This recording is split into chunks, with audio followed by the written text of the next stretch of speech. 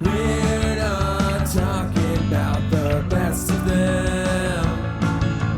We're just talking about the rest of them. Not the worst parts, but the best parts. And the best parts we have. The best of the rest. Hello, and what are you waiting for, huh? Welcome to Best of the Rest, the show where we take a second look at movies that were poorly received upon release and challenge ourselves to only talk about the things we like and what the movie does well. It's Scream Month, and this week we are talking the 1997 film I Know What You Did Last Summer. My name is Chris Logan, and I am still joined by my co-host, Andrew Williams. You ready for this one, Andrew? I am still ready for, or rather, I'll always be ready for this one, Chris. But apologies, let me fix that. I am excited. Titles. Yes. Let's look for hashtag Positive Podcast. We're talking about the positives. You know the drill here. I still know what you did last summer. We've said it before in this podcast. This is nothing new. One of the worst titles out there. And then I Will Always Know What You Did Last Summer is just borderline like parody sounding.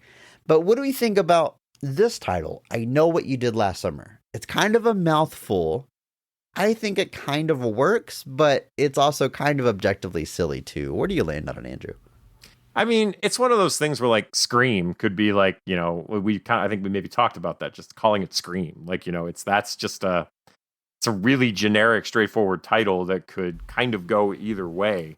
I think I Know What You Did Last Summer is, like you said, it is a mouthful, but like, I guess it caught on. Like, people know what this movie is. Like, when you talk about I Know What You Did Last Summer, people are familiar with it. So, in that regard, I think it's fine. I do think the sequels started to reach some Johan level stretches there to get to those places. But considering it's no longer Last Summer by then, and then the third one's not even like the same story and cast. Well, right, it's not even the same cast. So like, I'll always know what you did last summer. It's like, cool. That's implying that like, are there 3 summers of content in that third movie? I don't think so. Like, I don't assume, but yeah. Not to play like Monday morning quarterback here, but what if the movie was just called Last Summer? Because then you got like a double entendre thing there, where it's like, I know what you did the summer before, but also like, you're gonna die this summer. It's your last summer. This is your last summer. Summer. Like, that sounds like an 80s slasher to me, which is a big, obviously a big influence on this movie in general. Last Summer. Not to what'd you say? Armchair quarterback? Not to armchair wide receiver you there, but I agree. I think it's I think that would be an interesting title. Like you said, it adds the layers. And then you can just like add numbers to the sequels, Last Summer 2, whatever. You could say that sounds corny, but I Still Know What You Did Last Summer also sounds corny. So anyway, we're not here to think of alternate titles. We're here to talk about the movie that we got, the title that we got, and all the positives, all the best parts of the movie. It's what we do here. The theme for the month is Scream. We're diving into movies that were inspired by the 1996 film. And maybe inspired is not the right word, but I don't want to sound too cynical, but movies that only got made because of the success of Scream. Like, I don't know, Andrew. What's the best way to word this? Scream adjacent, maybe. It's stuff that inspired by Scream. Maybe this again sounds a little inspired by the success of Scream. There you go. But cashing in on the. But yeah, just that was a wave of we kind of explained it before, but like obviously we started off with Scream 3, which was just the third installment of a Scream series, kind of the one where people felt the returns might have started to diminish a little bit, even though I still love it. Scott Foley for life. But in the late 90s, there was just a wave of horror films starring young, attractive casts. That was that was like it was, you talk about studios learning the wrong message. And, Scream was not just successful because it was a slasher film starring a young, attractive cast. It had a really solid script, good direction, and overall was just a solid, all around solid, well-made production. But yet the studios were just like, oh, get a young, attractive cast in a slasher movie or a horror movie. That's all we need to do. And so that's what happened.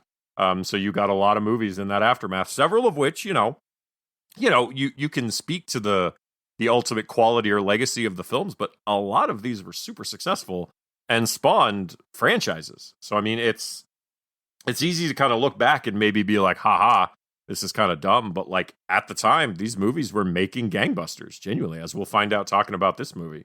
Yeah, and it's kind of just how things work. Like, the creators of Friday the 13th will tell you straight up, yeah, Halloween was really successful and we wanted to do our own. Like, that is the entire genesis of that movie, and it creates, one of the biggest horror franchises of all time, one of the most iconic characters, but it is all just cashing in on the popular thing that came before it. It's not necessarily a bad thing. No, I mean, there's so many, you think of how many superheroes only exist because other superheroes existed at the time. It's just, it's, what's the age-old saying? I think it's a little bit more nuanced than just all great artists steal, but it's kind of the It's gotta be it's a kind better of way the to say it. it is, but there's inspiration is everywhere. I heard what was it? John Paul Jones, the bassist for Led Zeppelin, once somebody asked him what are his influences, and he said everything's an influence, even if the influences don't do that. Like there's influence in literally everything, whether it's good or bad. And so everything is just a cycle of compounding things all coming together. And, like I said, this was, like clearly 80s slashers. This was written, we'll talk a little bit more for that. This was written before Scream. And so this was clearly just paying homage to slashers. So that's actually a little bit of the irony is the movie gets made and released in the aftermath of Scream, but it's written before that as kind of a send up of 80s slashers. So it's actually writing this very interesting line. But yeah, it's how it goes. People get upset, but I'm like, that's, Hollywood follows trends. That's what happens.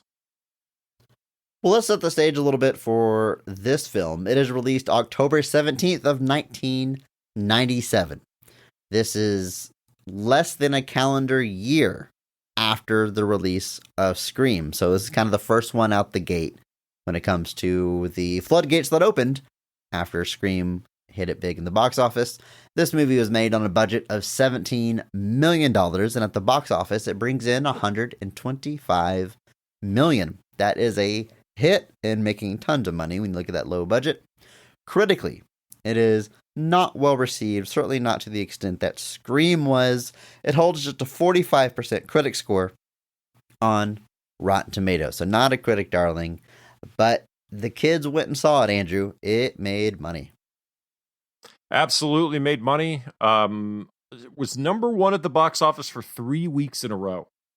That is, and I was actually looking a little bit deeper into it. This started filming March 31st, 1997. So this is barely 6 months of filming started to film released. That is Wild. Insanely fast. And like I said, they released it in October. They were banking on that Halloween crowd, which, as we established, the Scream movies did not, by and large. They were released a little bit more at some notorious kind of dead times for films. But in this case, yeah, they released it less than a year after Scream, in the midst of October, with a fairly popular young cast. And it showed, like you said, $17 million budget, $125 million box office. That is a lot of clams. And it is no shock at all that led to a sequel. That maybe one day we'll get to. Who knows? But yeah, like I said, the success speaks for itself. Critically, like you said, it did not do great. 45%, which is actually better than I thought it was going to be. I was actually expecting this to be lower. And then #PP. #PP. I thought the numbers were lower. The sequel They are much lower. I think that one's at a 7%. 7, folks, 7%. But again, I was kind of shocked here to see the audience score only 41. So another one where the audience score is lower.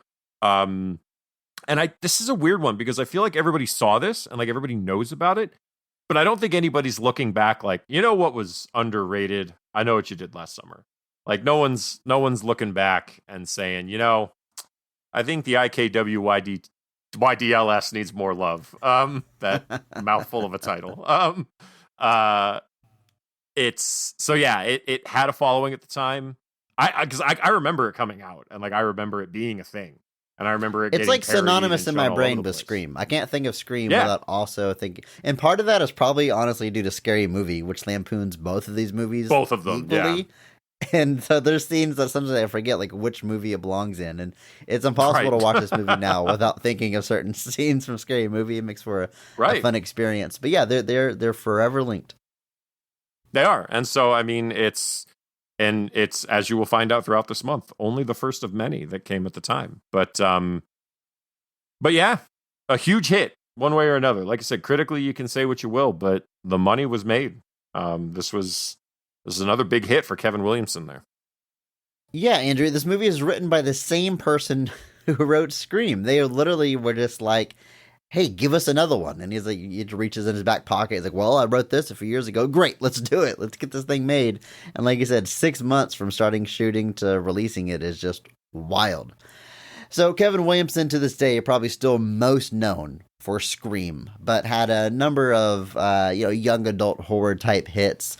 Obviously, I Know What You Did Last Summer, as well as Teaching Mrs. Tingle and The Faculty, which is a movie that I genuinely really like, and I do want to get to eventually on this podcast. Some more credits kind of scattered throughout and through the years, but I think that era of late 90s, early 2000s is peak Kevin Williamson. Yeah, I mean, you're talking about his films. He also created this little television show called Dawson's Creek, which, you know, most people wouldn't associate with Kevin Williamson. And then actually was the creator and writer on a great many television shows.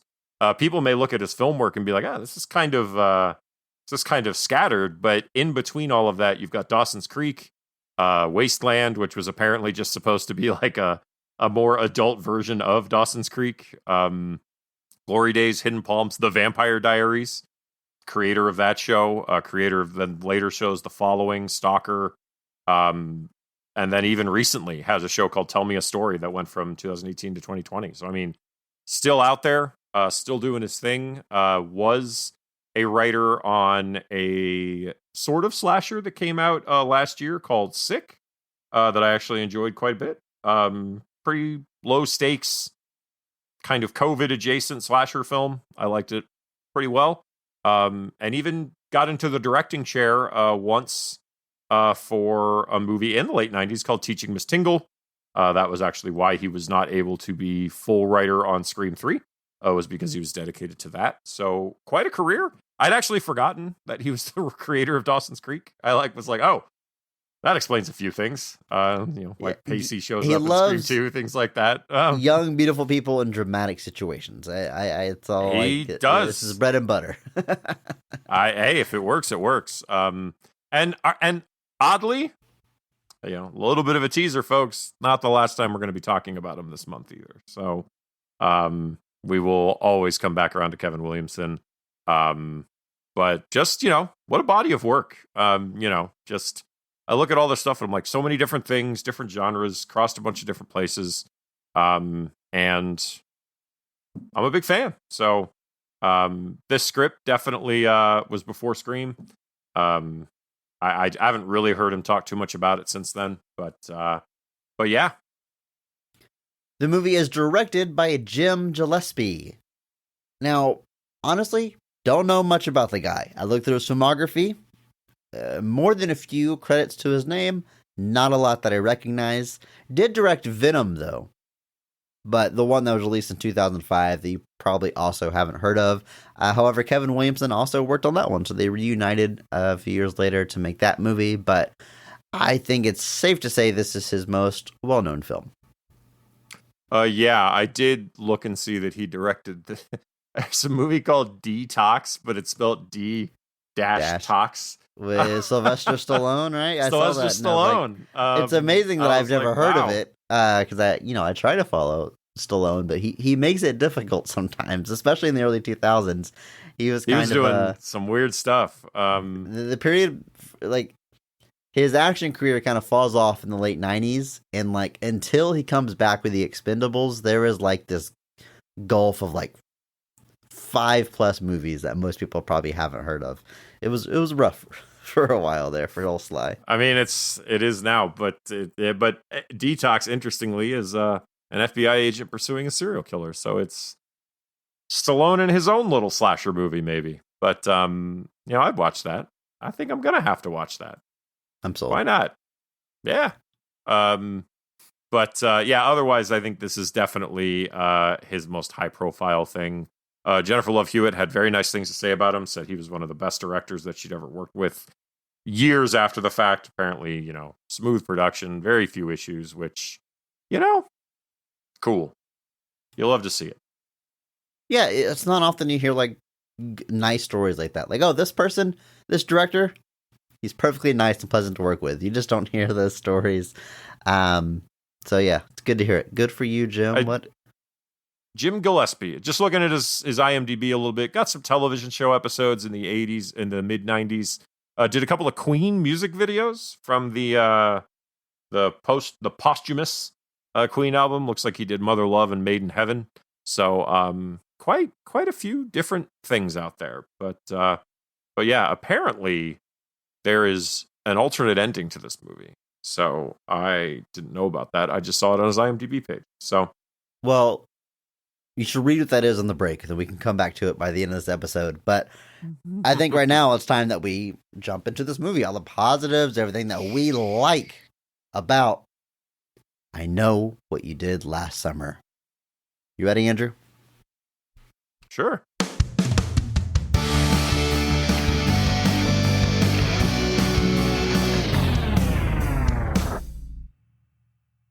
While out for a joyride, 4 high school friends accidentally run over a pedestrian.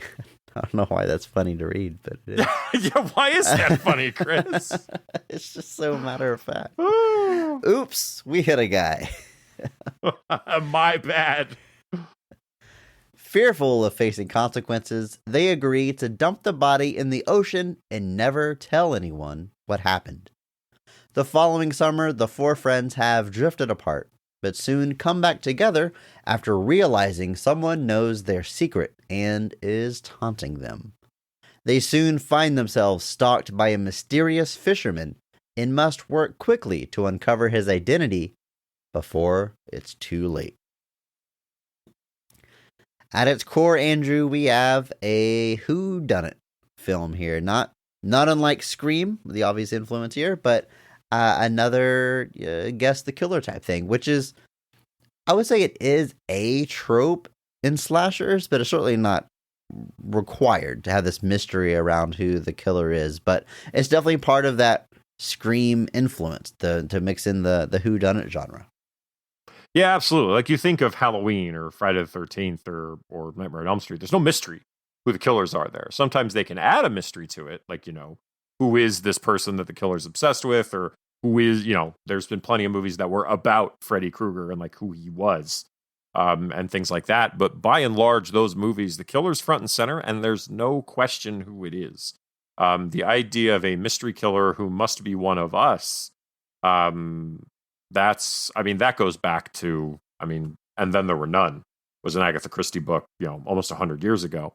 And that's probably the arc, the first big popular example of we are all stuck in a place. One of us is the killer. Who is it? Like that's probably your first big example of that. Lights go out, they come back on, one person's dead. We know the killer's in this room. Sort of stuff. Yeah. The killer's in this room. It's one of us. And Then There Were None is a big one because they're stuck on an island while it's all happening and the number keeps dwindling down. But there's plenty of Poirot novels that are very similar where, the killer must be within this group. Murder on the Orient Express, similar idea. We're on a train. So somebody on the train has to have done it. But you all know that have known what that book is. what that fun little twist of that book is. But I think it was a natural extension, and I'm sure there's ones that were like it before. Mystery killers where you didn't know. Black Christmas, a little bit like that, but it's a mystery killer, but there's not really a big reveal to who it is. No spoilers for a 50-year-old movie, but there's been other slashers where I'm sure it was, who is this? What are they doing? But I think using it with Scream, and then obviously the influence here of a mystery killer, I think it's for me, it just checks all the boxes because everybody knows I love a good mystery, and throw in some slasher horror tropes with that, and I'm gonna be sitting pretty happy. Before we dive into the scenes and plot of this movie, though, we are going to talk about the cast, starting with the high point, the best casting and best performance of the film, because every episode we recognize one person who goes above and beyond the call of duty, that they actually elevate the quality of the entire film with their performance, and we recognize that person by giving them the Mark Strong Award. So, Andrew, I will let you kick us off here. Who is getting a Mark Strong Award for I Know What You Did Last Summer? It was interesting watching this back and, obviously knowing the cast and thinking about how everyone plays together. But I'm going to go with the person who probably gets the most. They add more intrigue to his character. There's definitely a little bit more shade thrown his way than some of the other characters. And so I'm going to go with Freddie Prinze Jr. as Ray Bronson. The man himself, Fred Wilson, Fred Jones, Fred Wilson. Fred Wilson. Where did that come from? But Fred Jones himself, alum of the show, coming back here for our Scream adjacent, or inspired by the success of Scream Month. That's a mouthful. Then next year we can do still inspired by the success of Scream. But anyway, like I said, he's part of our core group, but is definitely the one that they play a little bit more loose with. They kind of keep him a little bit more at a distance. They add a little bit more suspicion to his character, and so he has to play all those parts, especially off of all these characters. And it can be a tough thing to land, and I think he does a good job with it. So he claims at the beginning of the movie he's not like the rest of them because he doesn't really have a family, and he doesn't have any money, so he can't get out of this like they all would be able to.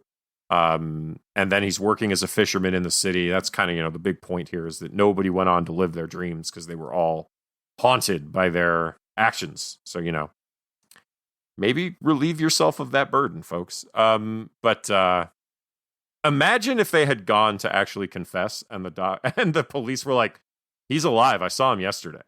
Like that's all they had to do. But just imagine that. Well, I guess they thought they killed somebody else. I guess whatever. But anyway. If they would have checked his wallet like she wanted to, but we're not here to rewrite the movie. Let's get back. Why are you getting this Freddie Prinze Jr.? What's he doing so great? Anyway, I think he has to sit in a very interesting spot with that kind of suspicion, playing up that potentially he's the killer while also trying to seem like he's not. He's really the only main character that they do that with. Everybody else is presented as kind of definitively a victim. Everybody else is attacked, sent a letter. He's the only one you're not sure about, basically. And it's obviously a deliberate choice, meant to throw shade onto the character and make you question him. And then obviously it doesn't turn out to be him. But I think having to play that level of intrigue with the character, present that layering of kind of presenting the suspicion, but still being kind of clear and still being innocent. I think it's a tough spot to sit. I think he does a good job with it. Obviously, he was a bit of a heartthrob at the time, you might say, based off of the. You know what? I have to confess to you. I swore She's All That was before this. It's not. It's after this. Is it a year after? Is it like 98? It's 99. It's after I Still Know What You Did Last Summer. He did both of these. So these arguably might be the movies that contributed to him being a teen idol. But that's not for me to judge. But I think he did a great job here, kind of sitting in that spot. And he is one of our characters that will return and may return again in the future. Who knows? But anyway, that is who I'm going with. Freddie Prinze Jr. as Ray Bronson. Good pick, Andrew. I've always liked Freddie Prinze Jr. I saw most of his teen young adult movies, even the ones that weren't big hits, and I enjoyed him enough. And I don't know, he's got a weird energy, and I think this movie uses it effectively because, like you said, there's a little bit of a red herring where he might be our killer. Obviously, he is a fisherman. The killer wears fisherman garb, and then he sort of lies about his identity to the one of the victims' sisters. It's the whole big plot twist. If you've seen the movie, you know what I'm talking about here. But yeah, they throw that shade on him, and he's just kind of weird and unnerving enough that like you could see that twist. Like if that was, I could see a version of this movie that ends with him being the killer, and you look at his performance, and yeah, that makes sense. I can see that guy having that kind of evil streak in him or dark streak in him. So I think that was he played the line very well, Andrew. So that is a good pick. Freddie Prinze Jr. Did all those young adult movies, and then kind of just retired from acting.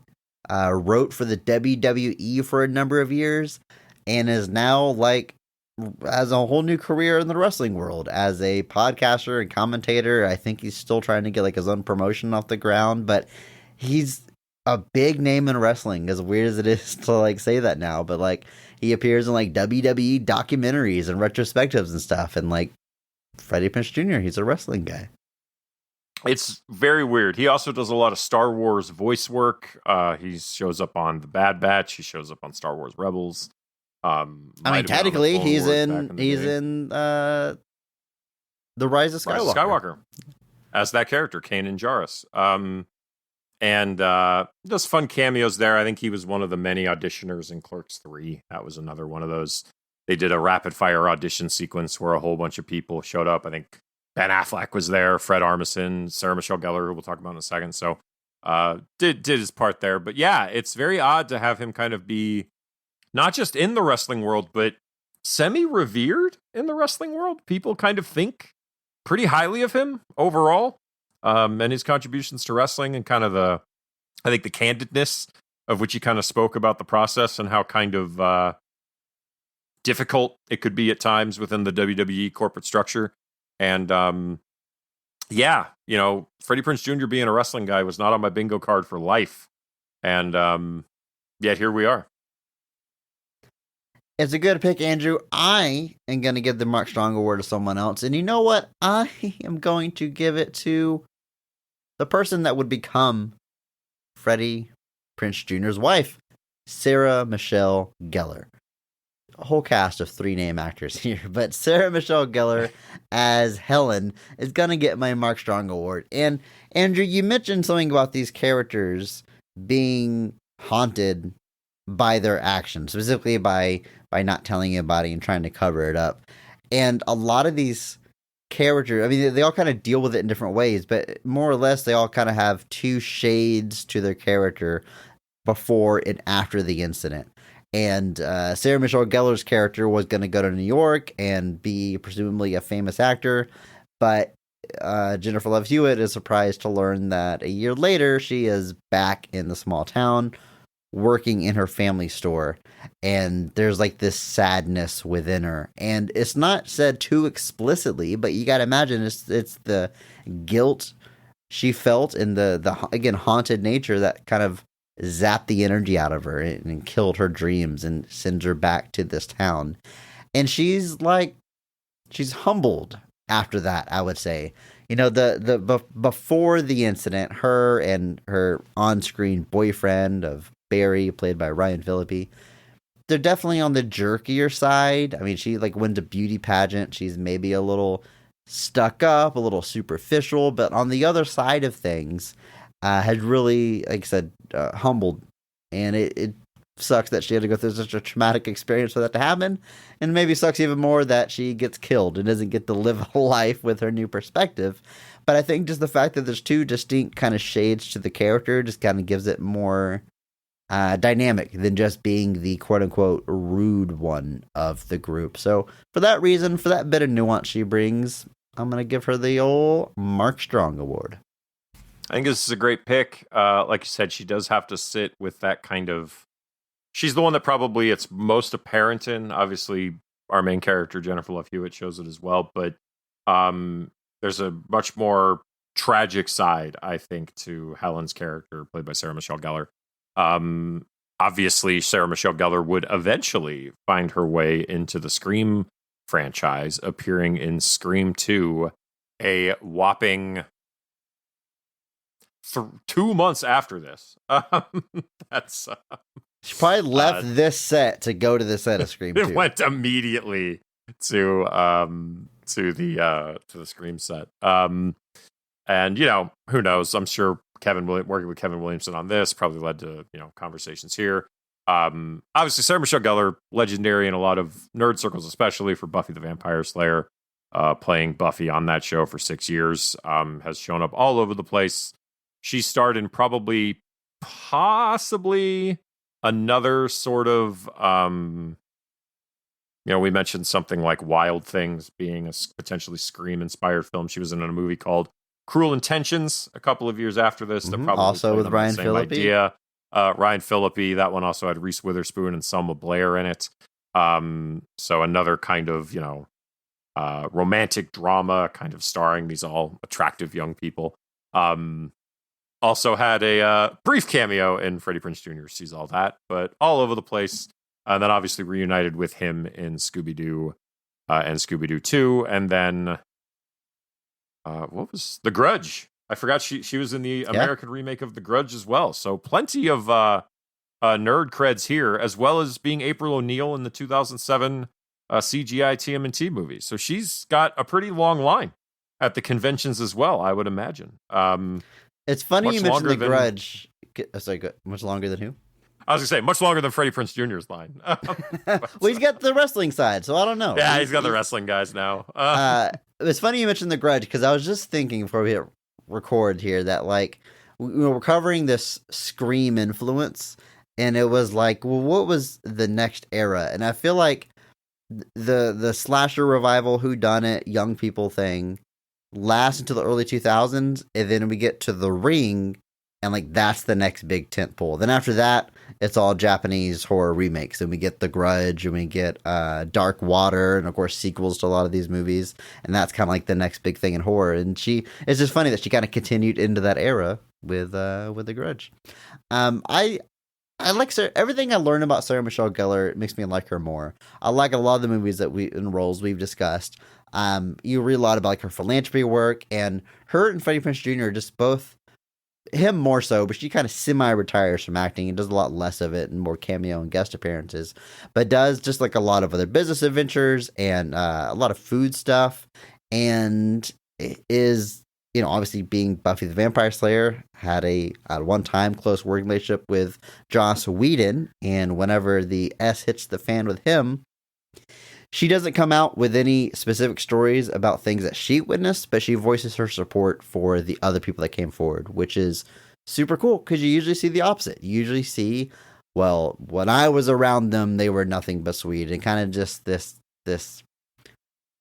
maybe inadvertent but ultimately toxic way of defending these horrible people. But she stood by the people that had those stories.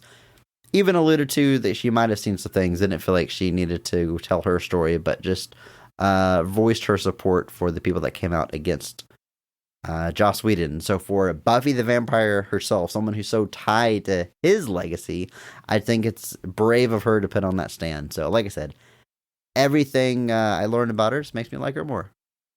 It definitely stands out, because there's plenty of people that were in that circle that, like you said, they got asked about it and their responses were not great. Or plenty of people that were just like, yeah, sure, I'd absolutely work with him again. And that was always kind of something where I was like, read the room, maybe.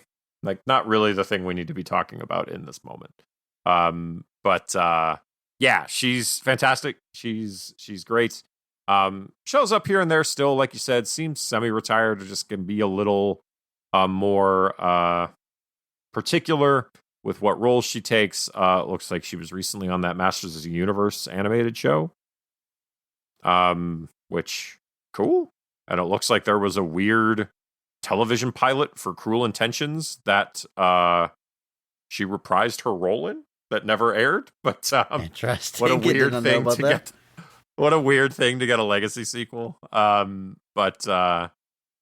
Anyway, like I said, she's fantastic. She does a good job writing that line here with this kind of tortured teenage role, and was definitely something you'd obviously see her lean in more to in the coming years with Buffy and things like that. But yeah, good stuff.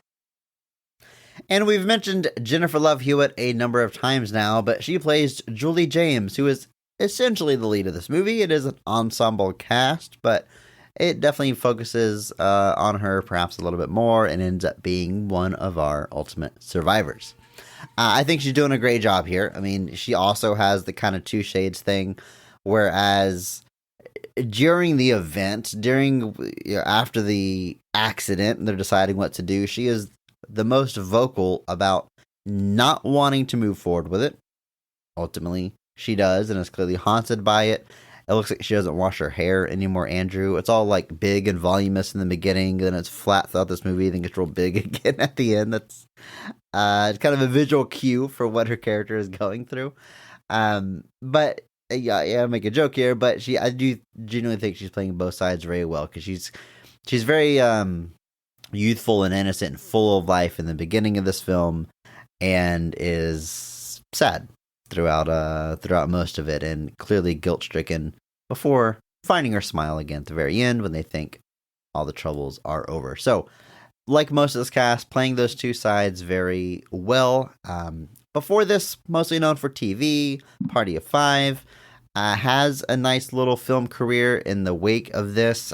Gets a star alongside Jackie Chan in The Tuxedo, which, cool. I gotta imagine in 1997, if someone had told her, hey, you're gonna be star alongside Jackie Chan, she'd probably have been like, who is that? But didn't think her career would go there, but it's pretty cool. It then kind of finds another career again back on TV with shows like The Ghost Whisperer. So, plenty of work on and off the screen, big screen, little screen, you name it. Jennifer Love Hewitt. Yeah.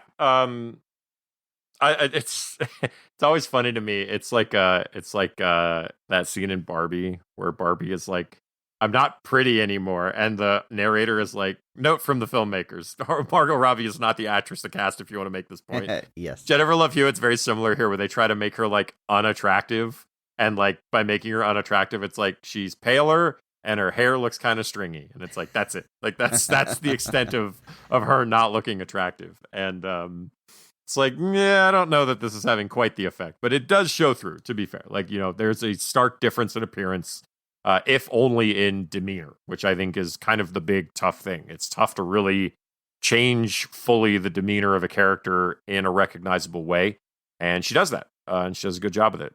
Like you said, careers all over there. Like I said, here lately, mostly television. Had a whole series on Criminal Minds. Now she's on that 911 show. But like you said, Ghost Whisperer was a big, that was a good 5 years in the late aughts there. And even directed a few times on the Ghost Whisperer and her show, The Client List, which is a much different show, I'll tell you that. But otherwise, yeah, doing a good job here. Ryan Phillippe plays Barry. This is Sarah Michelle Gellar's character's boyfriend, beginning of this movie. A year after the incident, they've all drifted apart. They're no longer together. And his character maybe has the least change from before to after the accident. He is a douchebag before, and he's an a-hole afterwards. And there's maybe something there. You get the sense that a lot of this is an act, and he's just trying to push forward. But at the end of the day, he's the most irredeemable.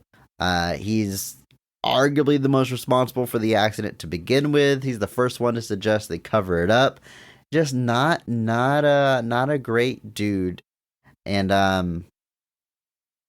Ryan Phillippe and his energy, he's kind of good at having that mean streak in him. And unfortunately, it's kind of all I want to say about his performance and career, because he's had some drama, not in front of a camera, that unfortunately kind of feeds into this persona he seems to be so good at portraying. But that is all to say that he's very good at being despicable in this movie, Andrew. Yeah, I think that's a perfect summation. So those are our main players, the ones directly involved with the accident. And overall, this is pretty narrow scope in this movie. The cast is not very deep.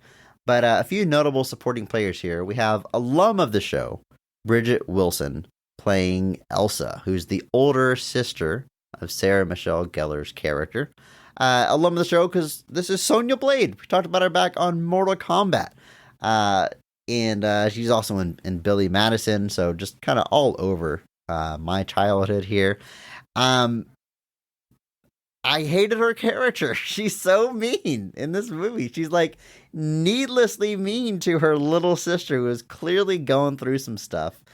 But she is. I get the sense that maybe she's a little bit jealous of the attention her little sister gets and is kind of revels in her sister's downfall when she doesn't ultimately get to escape the town and go carry out her dreams, but just needlessly like insults her and her hair, and she's very good at being despicable. The slight maybe irony here is that Bridget Wilson herself is a former model and is insulting her sister who wins this beauty pageant here. So I don't know, Andrew. Maybe she had her own dreams and she didn't get to pursue them. I don't know what the character's backstory is. She's literally a former Miss Teen USA. There you go. Even she is a pageant winner herself. So it's kind of funny to cast her as the sister that's not winning the pageants. But I mean, it's Bridget Wilson. She's Bridget Wilson. Like I said, Mortal Kombat, Billy Madison, Last Action Hero, another one I remember her from. She played Arnold's daughter in the film world. I remember also House on Haunted Hill, the 1999 version with Jeffrey Rush. So all over the place. Not done much lately. Did lend her voice and likeness to Mortal Kombat 11 a few years ago for the Sonya Blade movie pack they did. But otherwise, like I said, kind of taking a step back. But she is married to Pete Sampras, so they probably aren't hurting for money. Pete Sampras being a tennis player, for those of you who don't know. But anyway, yeah, she's so mean here. It's ridiculous. Like, it's one of those characters who's like mean to the point where you're like, people aren't like this. Like, people don't act like this. People don't do this. Like, I was watching, I think it was the last season of Stranger Things. There's this very like public bullying incident at like a roller rink. And the whole time I'm just like, people don't do this. Like, this is not a thing. And like, I get it. It's a movie. We're hyping it up. But like, it's so egregious that I just can't help but like be a little taken back by it. And she doesn't quite get that far.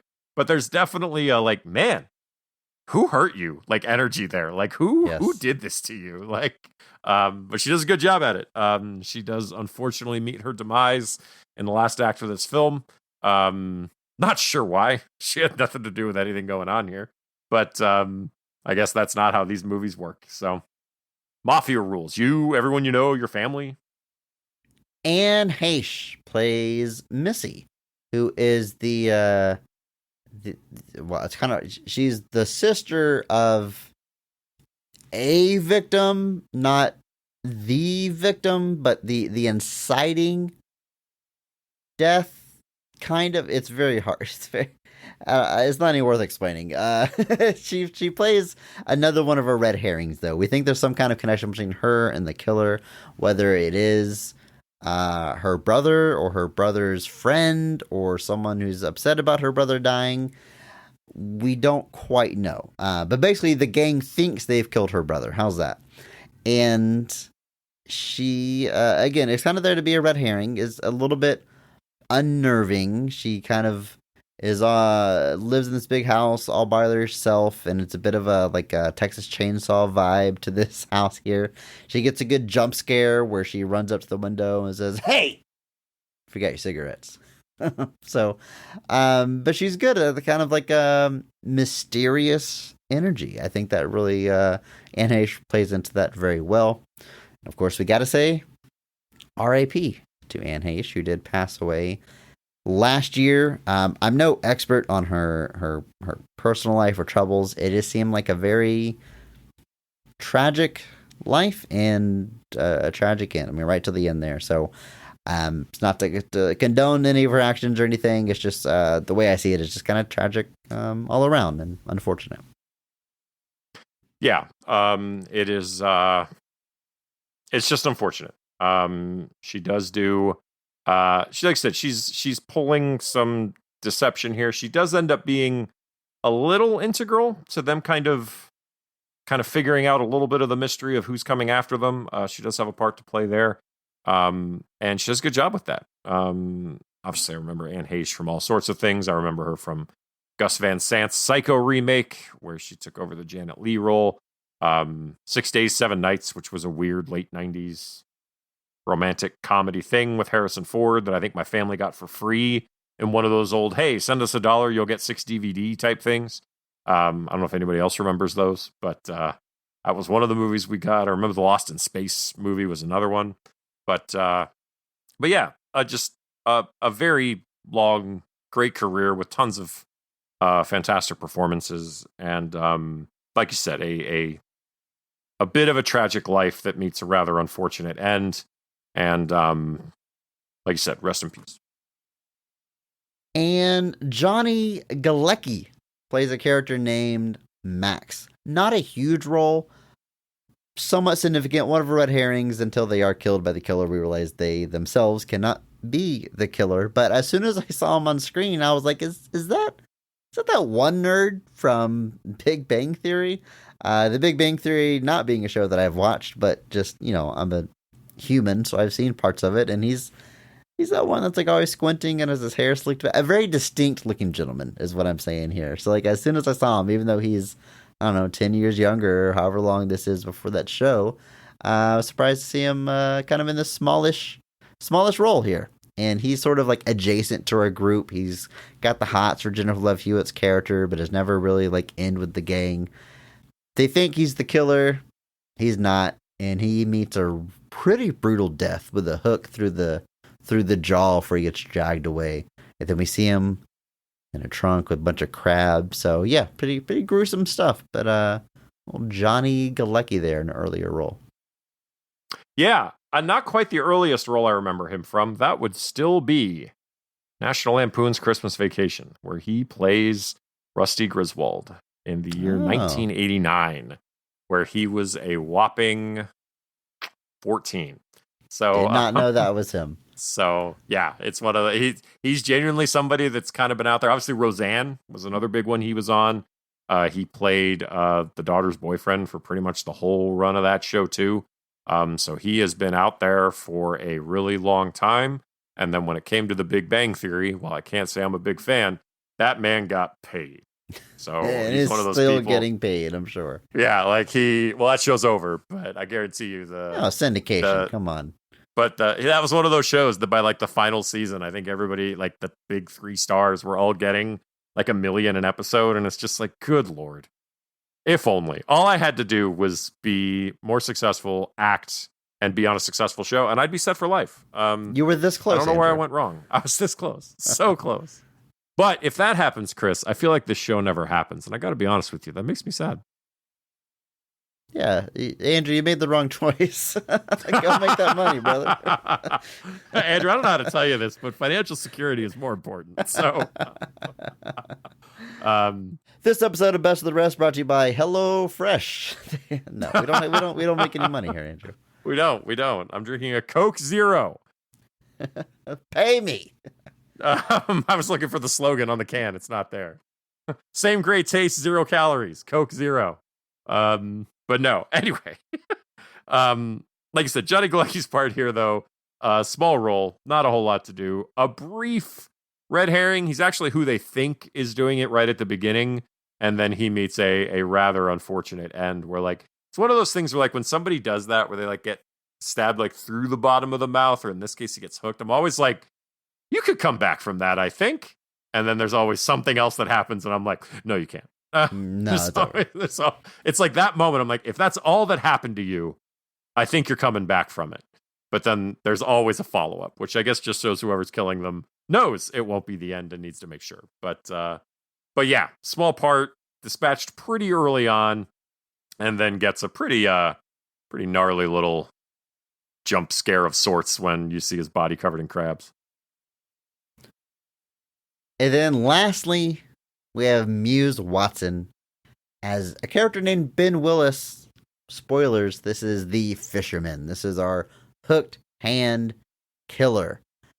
How much of the fisherman throughout the movie is played by Muse, I'm not entirely sure. I think it's a lot of stunt work and probably body doubles. But certainly in the final act, whenever he's not in his fisherman gear, it is Muse Watson, given his performance. I mean, by the time we see him like acting, by the time we see him sort of giving his backstory and stuff, the humanity is gone. He's just a serial killer at this point. And he's a pretty intimidating dude. I like the way that Muse plays him. And I particularly like, we'll talk about it more in scenes, but like his big death. He gets his hand chopped off, which is cool. And then he's like hung up in the ropes before he drops into the water. And he is just screaming the entire time.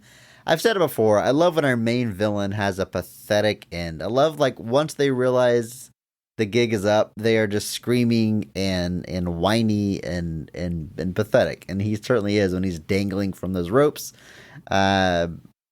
It's how I prefer my villains to go out. And Muse does not disappoint in that regard.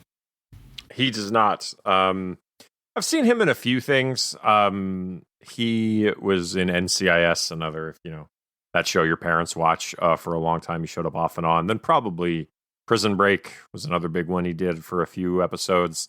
I also see here that he was in The Birds 2, which is a movie I didn't know existed, or probably What did at one time year know it is that? existed.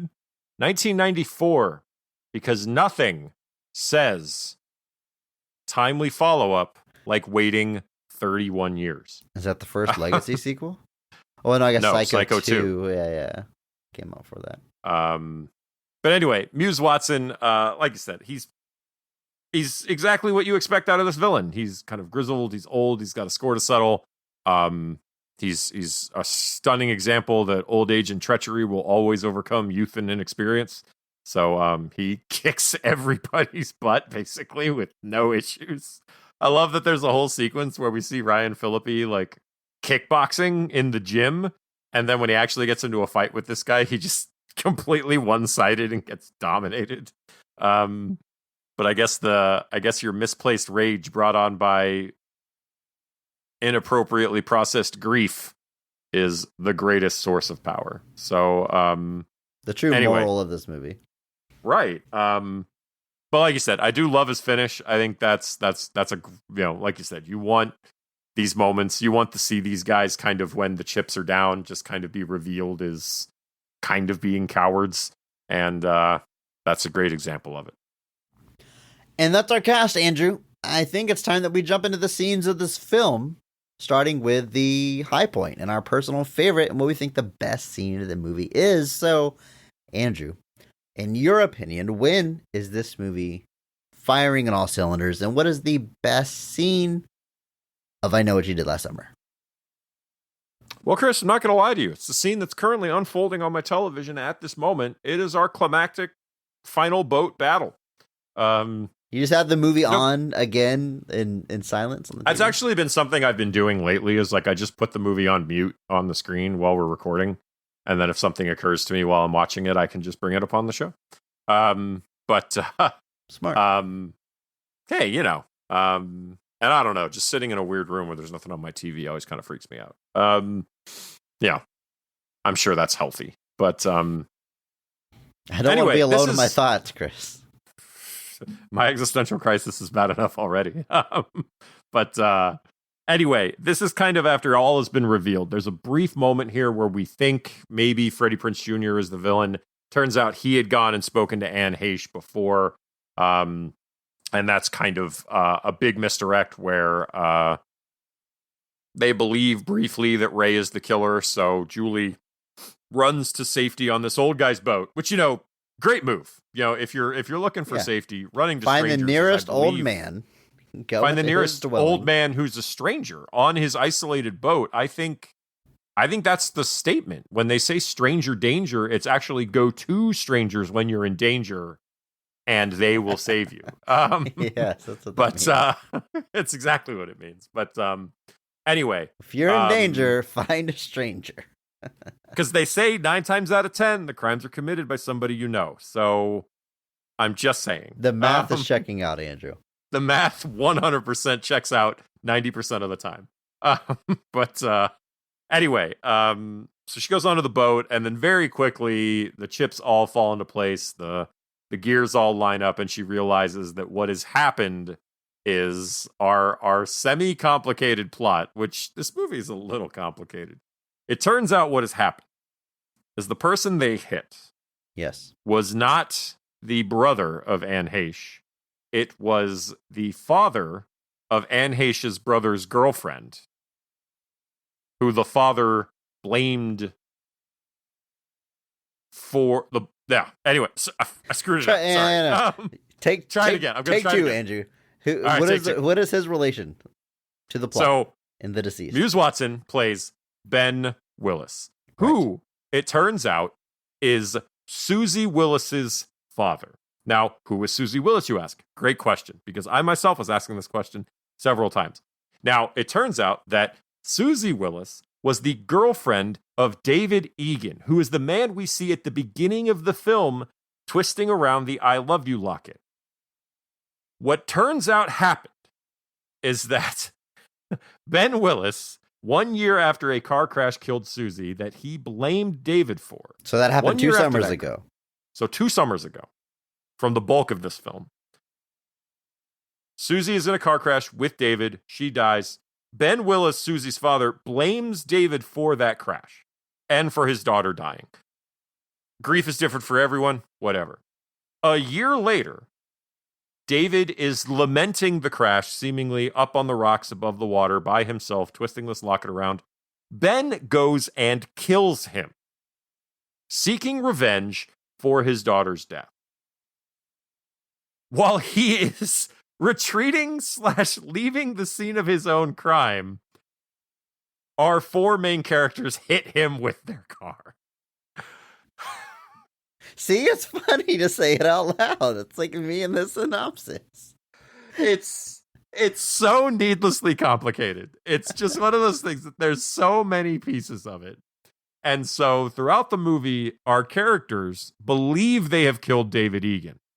And it is only towards the end of this film, Missy basically reveals that no, you did not. And it is at that point they find out about Susie Willis and they find out about Ben Willis. And it all kind of clicks into place. And it is a really wild ride in these last few minutes as all of this clicks together. And anyway, as this all clicks together, Julie figures it out too late and ends up on a boat with Ben Willis. Who, again, I guess they don't know it's Ben Willis, so they couldn't just ask, hey, we think we killed Ben Willis. Yeah, it turns out he's alive, guys. I don't know what your problem is. Anyway, our final confrontation here, I think, is my favorite scene because it is where everything is finally revealed. All of the intrigue, all of the misdirections, all of the clues build to this moment. Which, to be fair, like you, the audience, don't know who Ben Willis is at this point. But he's revealed, and we get our kind of cat and mouse chase throughout the boat.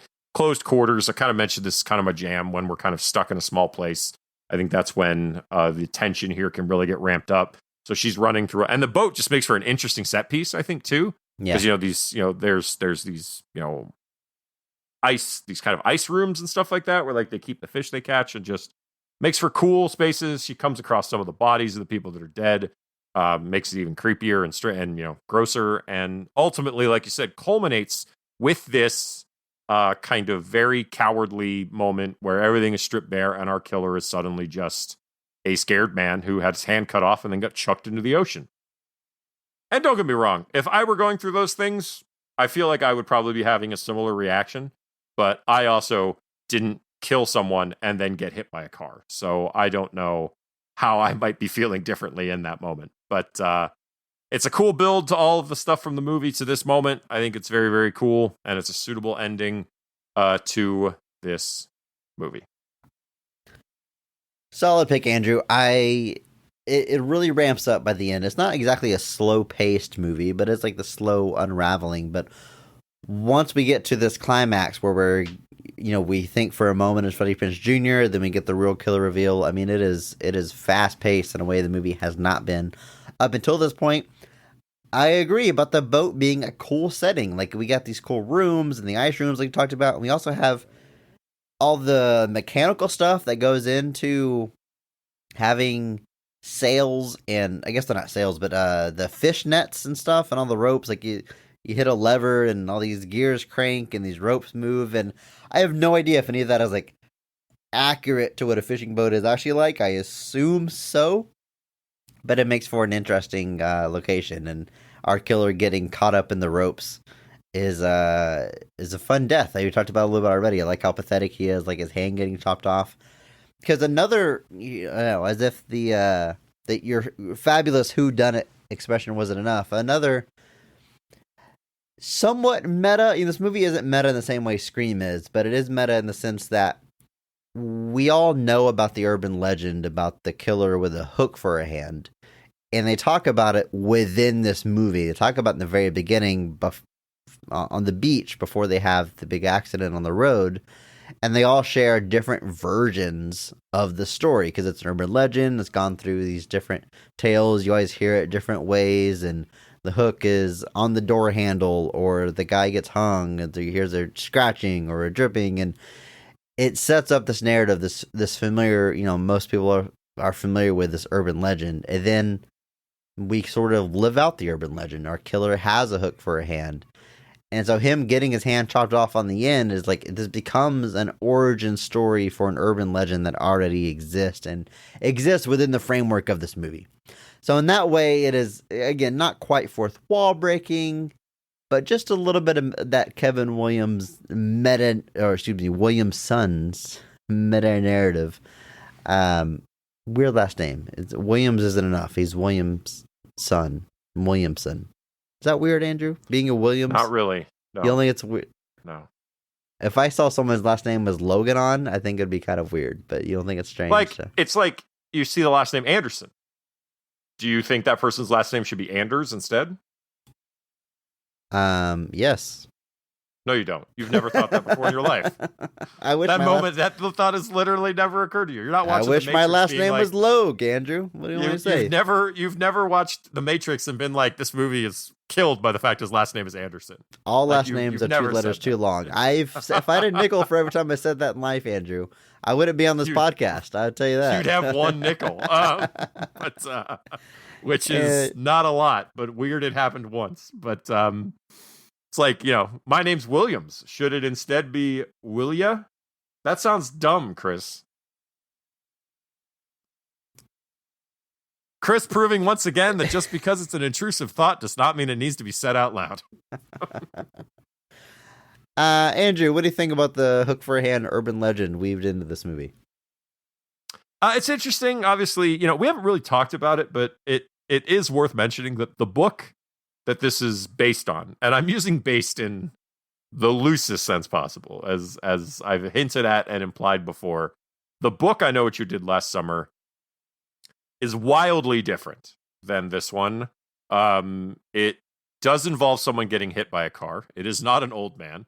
It is the opposite of an old man, quite literally in every sense of the term. There is no hook hand killer. There's not even really a slasher element. It's a mystery novel. It's a thriller, but it's a young adult novel no less too. But there's no fisherman. There's no hook hand. That was all stuff added by Kevin Williamson. I think it makes for an interesting slasher, and because I guess there's still that desire to make the killers look semi-distinct / iconic. Like there's this desire to, like when you see Jason, it's Jason, even though he doesn't get the hockey mask till the third movie. When you see Michael Myers, that William Shatner mask in varying qualities throughout the years, that's Michael Myers. Freddy Krueger, same idea. Ghostface. It's Ghostface, same idea. You created this very iconic look, even though that mask is like been sold forever.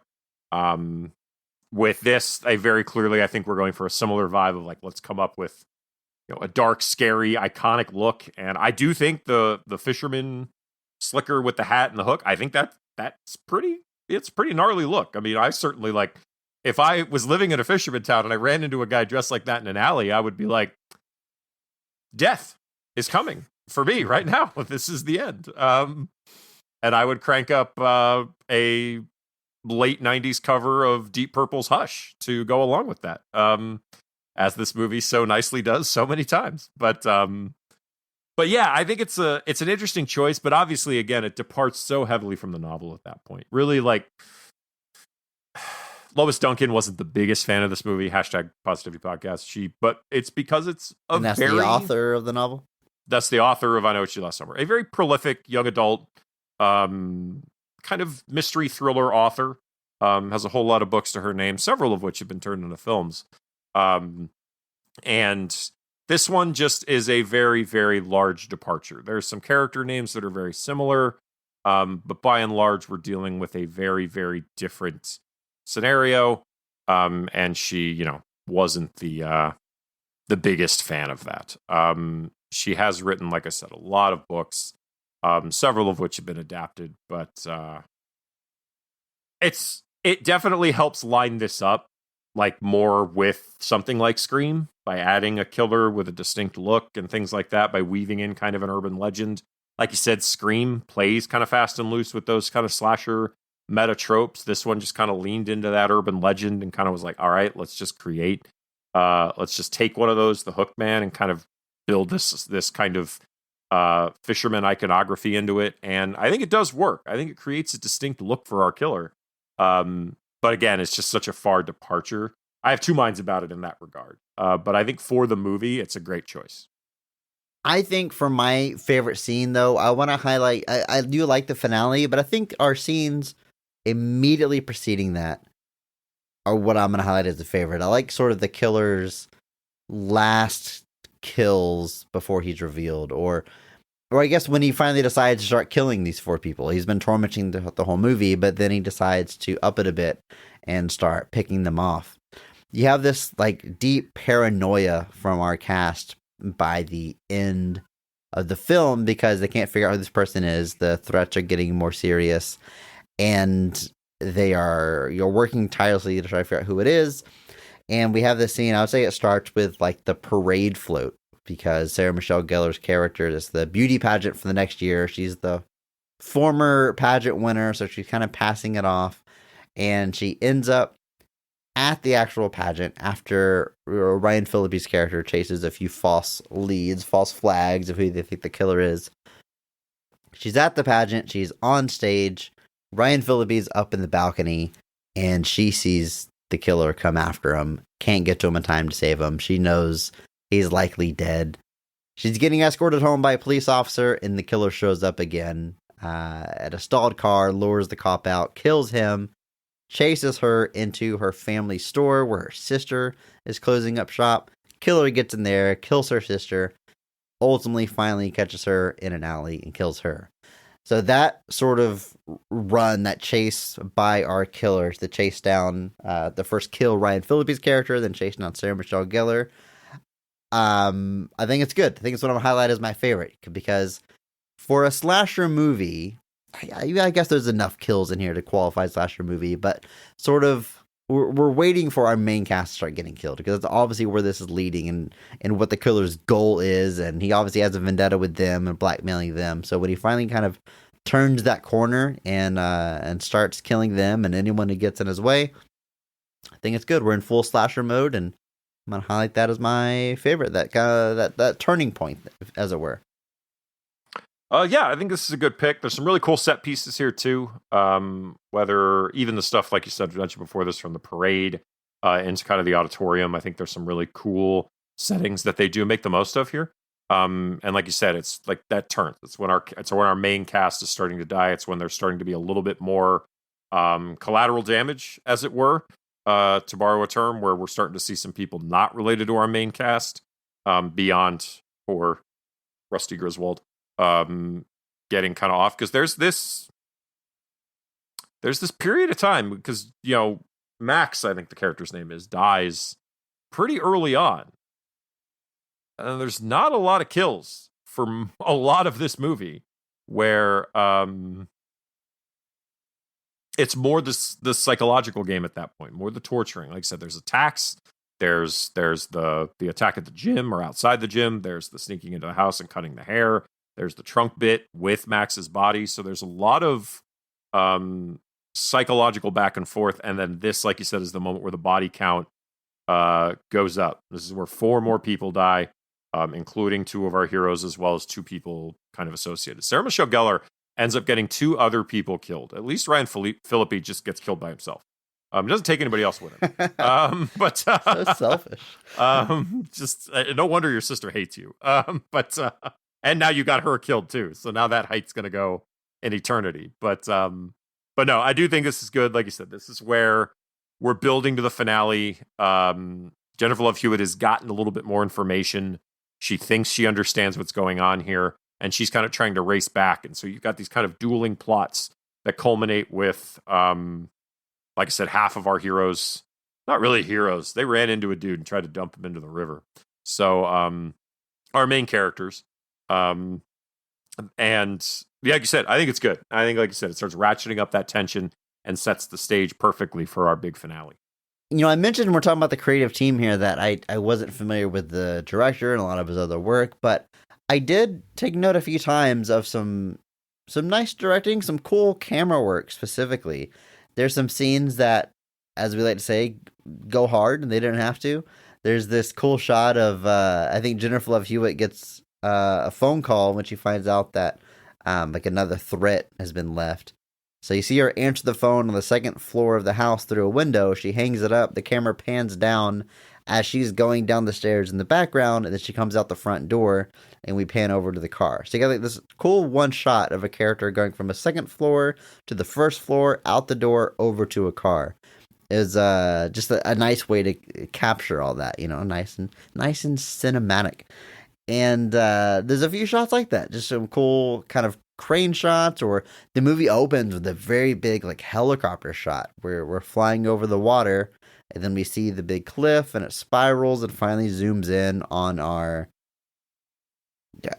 on one of the characters, the guy that they think is the one that killed, but it's the one that's actually killed by the actual killer. You know, we went through the synopsis earlier, but it ends up it's a big establishing shot that zooms into an actual characters. The character's playing with his locket at the beginning of the movie. So there's nice little flares like that throughout the movie that I definitely took note of.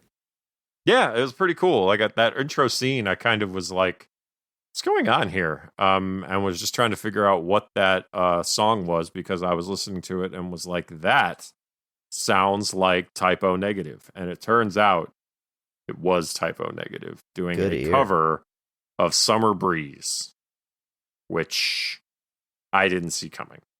But yeah, this soundtrack is full of some interesting choices. There's a Deep Purple cover. There's a Beatles cover. And full of bands such as Soul Asylum and The Offspring, Typo Negative, Korn, Our Lady Peace. So many great, fantastic bands that have aged so well. It's the late 90s, baby.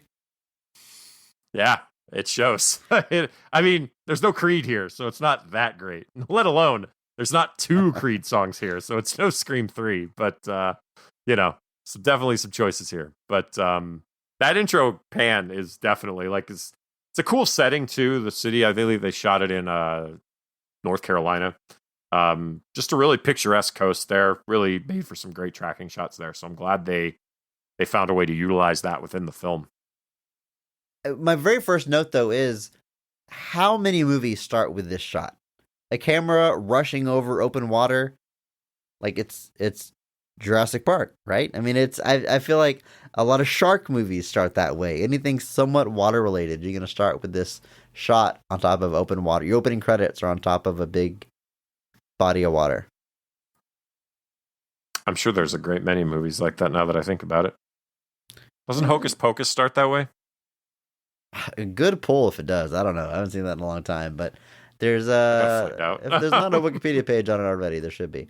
There's also a very cool shot. You know, I mentioned we kind of go back to the pageant stage where we start off like in the audience area of the stage before the pageant actually starts. The camera like slowly makes its way up to the stage, and there's like this backdrop behind where the pageant contestants are going to stand, and then the lights go off, and then we can see through that backdrop. We can see Ryan Phillippe and Sarah Michelle Gellar on the other side, and their whole dialogue is shot through this backdrop. It's such a cool idea to shoot, like, again, through this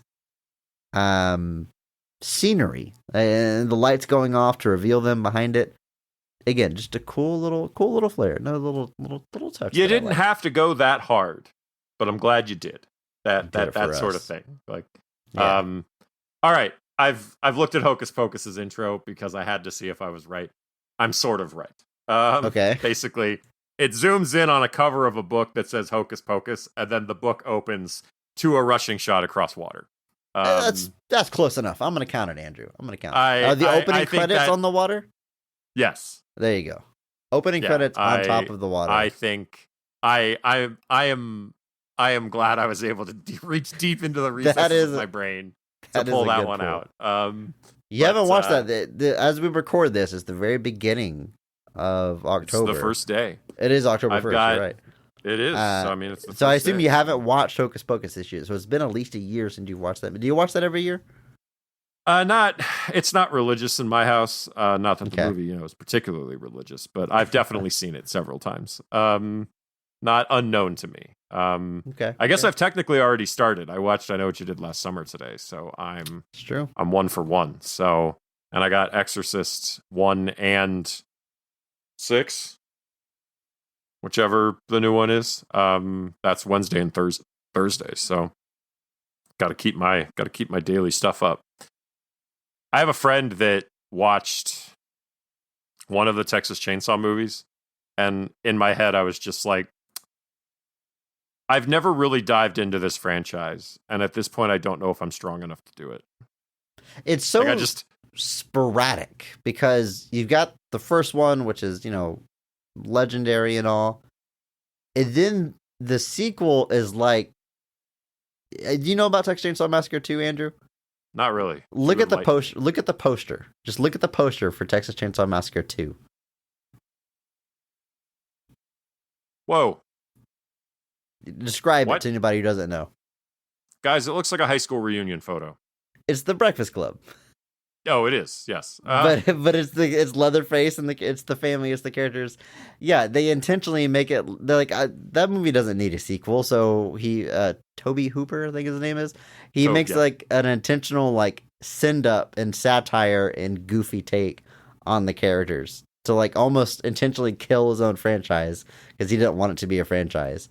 And then, of course, they make more sequels. I think we all know about the one they made in the 90s with Renee Zellweger and Matthew McConaughey. And it's just like a real low-budget, cheap, Comes before schlocky- Scream, though. There was definitely a time where I would have assumed that came after Scream, but it Sure, actually yeah. comes the year before. Yeah. And then, And then we get 2000s, we get endless reboots and sequels to the reboots and stuff. And it's just kind of lumped along with all the other horror franchises now. But there's not, like Halloween, Friday 13th, Nightmare on Elm Street. They all have like this initial run of 2, 3, 4, 5, 6 movies sometimes that establish like your base. And then you might have your legacy sequel, your reboot later. But Texas Chainsaw Massacre is just a bunch of movies on different islands. None of them really string together. And, and there's from the beginning, 12 years between Texas Chainsaw and Texas Chainsaw Massacre 2. they were 74 pestering him to for a long time 86. for another one. Yeah. And then it's 90, 95, 03. These movies, there's at least a 3 or 4 year gap between all of them. So it's 74, 86, 90, 95, 2003, 2006, 2013, 2017, 2022. So here, this century, there have been 5 Texas Chainsaw movies. There were 4 in the preceding 26 years. So we ratcheted that up a little bit. Anyway. Back to the movie at hand here, Andrew. It exists in this very specific time. I was taking some notes on some of the technology we see here. Those laptops, man. They use the internet, and it's an age where they have to explain the internet because they type in what's our presumed victim's name, David Egan. She Yep. types his name in. She's like, "What are you doing?" And she's like, any article that contains his name is going to show up. Like, she's explaining a search engine. And then the way it actually works on screen is not the way the internet ever works. Like, she typed in his name, and then, like, headlines from articles pop up, each with their own individual box. Like, there's this visual language we haven't figured out yet, because the modern internet just isn't commonplace in people's lives. Like, we don't have like a visual language for it, so we have to do these just giant headlines for the audience to kind of convey the information that she might be able to discover on the internet. But on top of that, we have the modern internet being used to do this research, but we also have no cell phones. They sneak their way into Egan's sister's house by saying, "Our car stalled up the road. Can we use your phone?" Like, that is just not a scenario that would happen. At most, you would be like, "My cell phone's dead. Can I plug it in?" But, like, the concept of, like, walking down the road to find a house to use the phone, this is, like, the end of that era, but yet the beginning of the modern internet. So it exists in this very specific Venn diagram of technology. Yeah, it's always interesting to kind of see how they play that fast and loose. And yeah, this movie, you can definitely watch it and feel the you can almost, like, if you ask somebody what year this movie takes place, I think they might be able to pinpoint it almost exactly based off all the technology. Andrew, you mentioned people being, like, almost mean in a way that people aren't that mean in real life. That did occupy a few of my notes. Ryan Phillippe's character calls Freddie Prinze Jr. a shit smear. It says, "No one drives my car but me," which is an interesting. It's like all the dick insults you hear, you know, dick cheese and stuff. It's like this combination of words that I agree it's an insult. I just don't know if anyone's ever actually genuinely said that to another person. And another very movie insult is Sarah Michelle Gellar, her older sister Elsa. They established their conflict in the very beginning. She's like, "Do you need to ride home?" She's like, "No." They have some words, and she goes, "Eat me," and walks away. And, like, that one, I'm sure at some point people have used that, but I very much consider that a movie thing. Eat me, bite me. I don't know how often those get used in real life, but they happen all the time in the movies. Chris, I say those endlessly. No, you don't. I say "bite me" a lot, but I don't say the other one very much. But I hang out with a bunch of hockey players who sometimes they're jerks, Chris. So do you use "bite me" in, like, a friendly, "This is my buddy"? No. Bite me, or, like, to the opposing team? Like, somebody on my team says something dumb, and I'll say "bite me." They, you know, because I'm the goalie. Maybe I'll let something in, and they're making a snide remark. So "bite me." So when you're saying you "bite me," get it's in these coming from pads and do it yourself, man. So it's coming from a genuine place of frustration when you say it. Generally, yeah. Oh, okay, good to know. Hey, you know what? I stand corrected, Andrew. But I probably got it from movies. So if you're, if I got it from I Know What You Did Last Summer specifically, that or Meet the Parents, maybe. But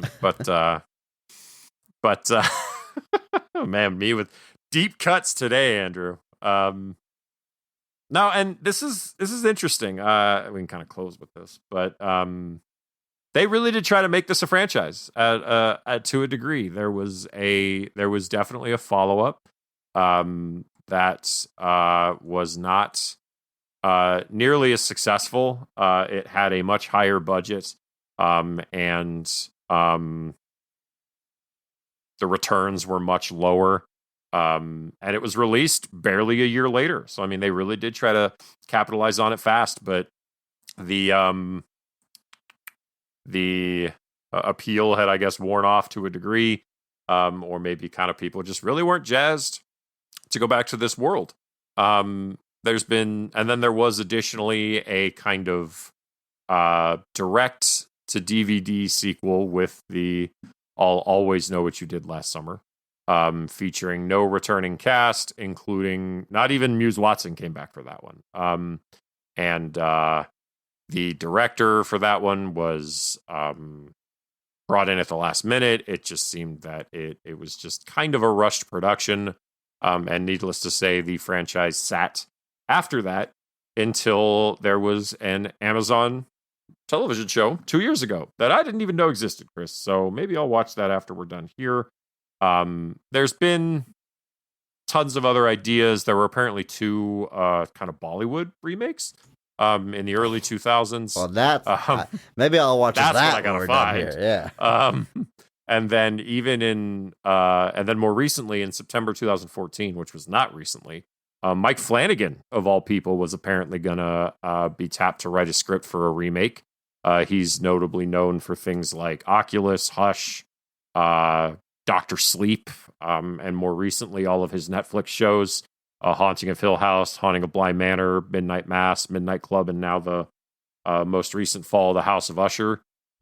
He was going to take a crack at it at one point, and now more recently, they have even insisted that they would potentially try to do a sort of legacy sequel in the same Scream approach. There might be a whole different set of films inspired by the success of Scream 5, where you kind of look at movies or even the success of Halloween 18, that idea of horror franchises trying to do legacy sequels. But Freddie Prinze Jr. did come out after that news came out, said nobody talked to him about it, so he thinks it's kind of all just gauging interest at this point.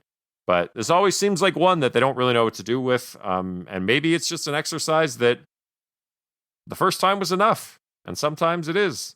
Not every killer concept is something that needs to keep coming back. So who knows? We'll see where it goes.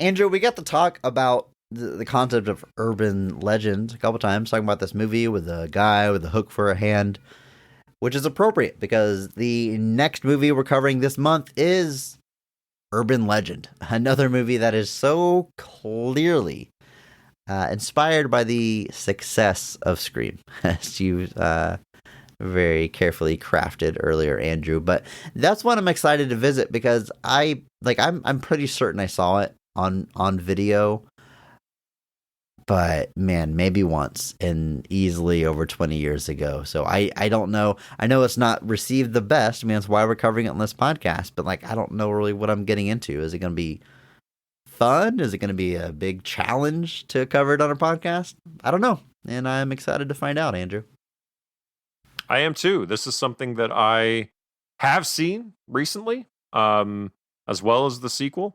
Not the third sequel. This one actually follows the exact trajectory of the last summer series, where there is a film sequel and then a direct-to-DVD third installment. So, but a lot of these movies do share a similar producer. His name is Neil H. Moritz. He did the I Know What You Did Last Summer films. Has his name on the Urban Legend films, has a lot to do with this. So he was definitely trying to cash in, and he is responsible for Urban Legend, another movie that is definitely in this vein with its young, attractive cast. And I am looking forward to talking about it. Before we get to that one, though, of course, it's time for our question of the week. And if you want to leave us a question for a future episode for this segment of the podcast, you can do exactly that.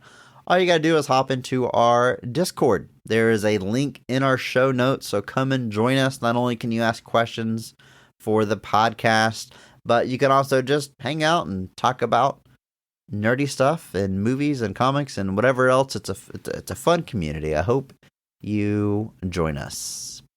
Yeah. This week, our question comes from that guy in Doom, who says, what's a video game movie you think should get more love? Or what's a video game that hasn't been adapted yet, and what format should it be? A limited show run like The Last of Us, or a movie like Doom? Well, this is two questions, I guess, but the what's a video game movie you think should get more love? I don't know. I mean, this is the opposite of a hot take, but the original 1995 Mortal Kombat I really like. I think it's genuinely one of the best video game adaptations out there.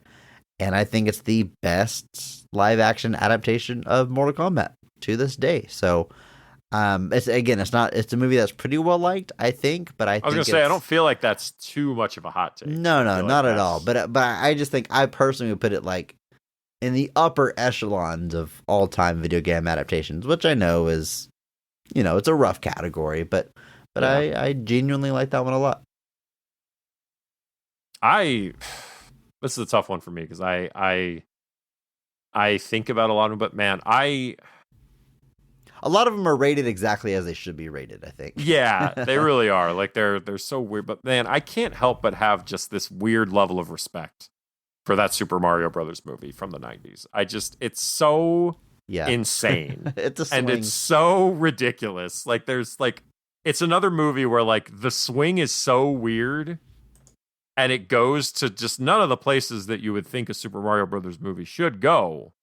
But just the weird technology, the way they weave some of the lore in, I just can't help but be impressed by it. Like every time I watch it, with just being like, wow, this is one of the weirdest things I've ever watched and would never have been like, I've said it before, but like the idea of like taking a concept in your head and turning it into something is just one of those things. Cause there's this, if you ever listen to David Lynch talk about the artistic process, it's always a very strange thing. But he's this thing where he's like, ideas are so strange because it wasn't there and then it is. And maybe it's not the whole thing, but it's part of the thing. And, maybe it's just a part of this thing, or it's part of a script or a painting or even like a sculpture or whatever, but it's a piece of it. And he thinks that you can like fish for ideas. He's like, if you get in the right headspace and you just sit, he's like, they will come to you and it's there. And suddenly it's just this like lightning strike. And suddenly you have this idea, this thing that didn't exist before and now it does. And I say all of that just to say that the idea of a Super Mario Brothers movie like that had to come out of somebody's brain at some point. And it's never the direction I would have assumed it would go. And it's so weird. It's just so weird that I can't help but be just kind of amazed every time I watch it, of just like, this is really where you went with this. Not even in like a backhanded, I can't believe you did this kind of way, but just like, you heard Super Mario and this is what you ended up with. That's almost impressive. It's a movie I would recommend you watch. Like, I'm not gonna sit here and say it's great. It's wild, but like, you've got to see this thing. Check out these decisions you're making, like you're saying. And so, like, I agree, because I think its reception is almost more like, oh man, that was embarrassing. That was garbage. Leave it in the background. We've got this new one. Like, no, man, go watch that movie. It's wild. Both those movies, Mortal Kombat, Super Mario Brothers, we've covered them on this podcast. There's episodes if you want to go back and check those out if you haven't already. As for the other question posed here, what's a video game that hasn't been adapted yet and what format should it be? I like this question a lot. And even though like I don't have a great answer, because like almost always the first thing that comes to mind is like, well, Zelda. It's one of my favorite franchises. I think if there's no way to be objective about this, but if there was an objective best franchise in all of video gaming, it's Zelda. Like, they're all masterpiece games. Just about all main entries are just top-notch video games. But whenever I sit and try to think about it, like, I really don't know how you do it. Link's not that interesting of a character. You're gonna make him talk and give him a personality he doesn't have in the games. It's gonna be weird. How do you have someone dressed in a tunic and not make them look goofy? I guess maybe you got to make it animated. I don't know. I can't really crack that one as far as what it should be. So I'm gonna lean on my personal favorite Nintendo franchise and say Metroid. I would love to see.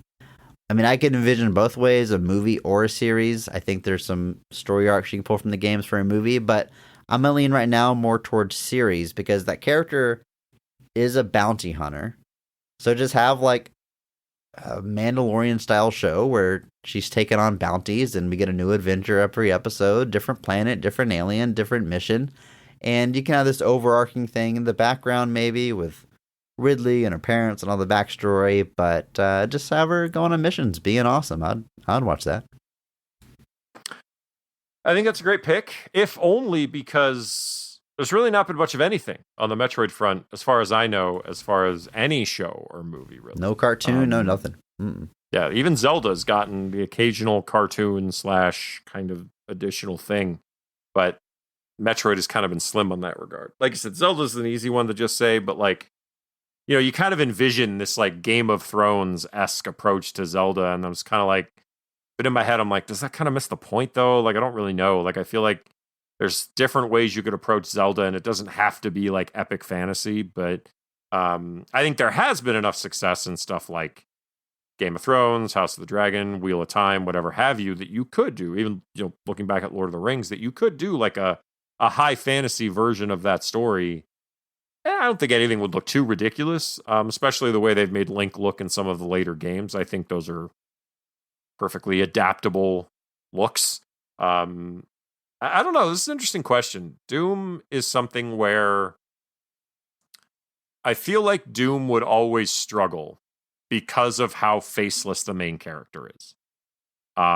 Even the stories where they are kind of like Doom Eternal or just 2016's Doom, where they're given this kind of undersurface backstory, I think the character is still kind of a blank cipher. Like, all you really know is the dude hates the hordes of hell, which I assume that would be all of us. Relatable. You would think. But there's not a whole lot to him. Like, it's tough to kind of, I think, build a story around a character that is faceless. This is an issue I think the Halo series ran into, where Master Chief was kind of supposed to be this. He's this kind of blank character, but they added all this stuff to him and they tried to humanize him, and the reception was a little mixed. People thought they were like, you know, going too far, adding nuance to the character. In that regard, I think you would be better off going for something like Wolfenstein. If you were going to do like a long-term, like a potentially like a show. Because I think Wolfenstein, you have a character with a face who has a history, and in several of the more recent games has a full-on story, has a full-on character arc, you know. And throughout the movie or show, his face gets more beat up and bloodied, and that's how you know he's closer to death. Yes, the Doom show could also do that, but because Doom. Oh yeah, they do that in Doom it happens too.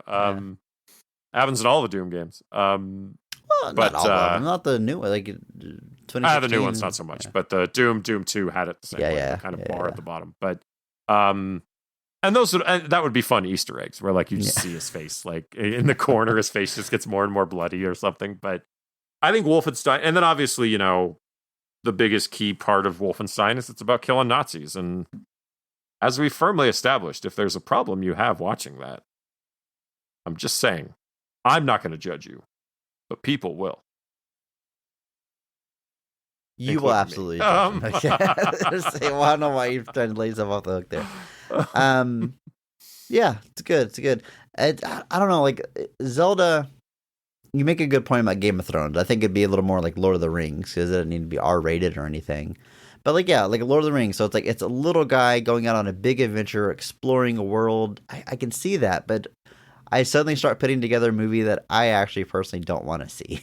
And I think a lot of the problems you run into, I mean, I'm not really into fantasy, so that's why, but we're talking about these faceless main characters because with the video game, you put yourself into the main character. You're the one making the decisions. So like, oddly, the main character doesn't matter too much. They can be a silent protagonist. I mean, I think Dead Space is a video game that I love, and they do have some animated movies, but that's like a generic, nameless protagonist. And when you make a movie, typically you're basing the movie around an interesting protagonist, and there's that hole, that vacuum in a lot of these games.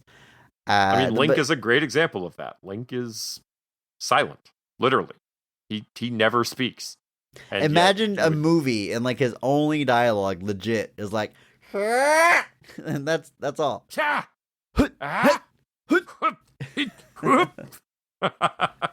Like, and don't get me wrong, the Zelda games get around this sometimes by just having Zelda be the source of a lot of the dialogue and the exposition, which is fine.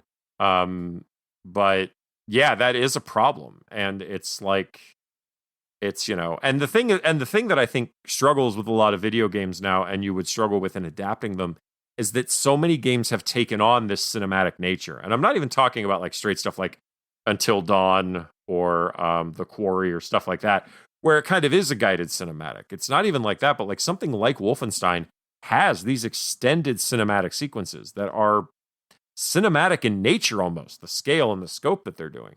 So all of these games are kind of punctuated, Doom especially being very similar with some of the space aspects it takes on. Like, there's a whole sequence in one of the Doom games where the kind of AI you're talking to is like, you can't blow a hole in the surface of Mars. And Doom guy is basically like, not with that attitude.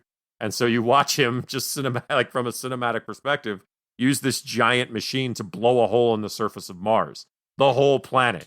And so it's like stuff like that. It's like, can a movie even do that in a way that's as satisfying or cool? I mean, it can, don't get me wrong, but like, you've already seen it essentially in a way that would be presented very similarly. So I think some of your choices are always going to struggle, because when you've got something that's largely cinematic already, what are you adding by adapting it to a show that's going to make it just as satisfying an experience? I think I heard somebody say once that that's something that video game movies can struggle with, that the gameplay is part of the experience, so you have to compensate for that. And I'm not saying that you can't, and I actually think that you can. All you have to do is make what you're watching seem really, really cool, and it's easy enough to do. But it is something that has to be considered. What is going to be noticeably different in this version that I don't want to say justifies its existence, because that's kind of a bad way to put it, but it's going to make it just as satisfying an experience.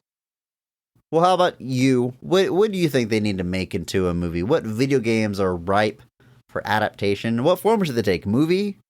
TV series? Prestige? Limited series? What's the best way to do it? How would you do it? Let us know. Hop into that Discord like we talked about. Keep the conversation going. Hit us up on social media. You can even send us an email. I haven't mentioned that in a while, but bestoftherestpod@gmail.com. It's still open and active. Drop us a line. And until next week, until Urban Legend, just remember that maybe not every movie is great, but all movies have greatness. Thank you to Mark Benavides for singing our theme song. You can check him out on Instagram @NotThatMarkAnthony. And thanks to Mitch for the music. You can check him out on Twitter @I'mABiggieBoy, and check our show notes for the SoundCloud link. Check out our store on TeePublic for some Best of the Rest merch.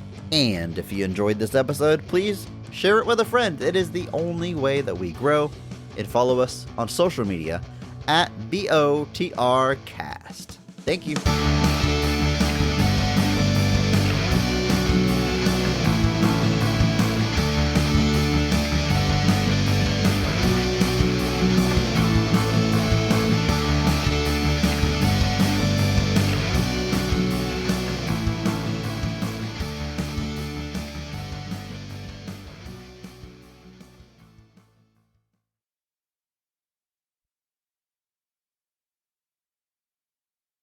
I just watched the alternate ending. It's dumb. But You watched? I figured you'd read a synopsis. You watched it? it was playing on silent. It's literally exactly the same. Basically, she's just at a computer the whole time. And then she in gets a shower. Yeah, so she's sitting at a computer. Her friend brings her a letter. It's the pool party invitation. Right. Then she goes back to her computer and she has an email. And the email says, "I know what you did last summer." And it's like, ah. And then the killer jumps through her monitor. Yeah, the killer actually the hook comes straight through the monitor, and that's the end. Cool. What I do love is that none of that, even the one in the movie, is not used in the sequel at all. They just ignore it.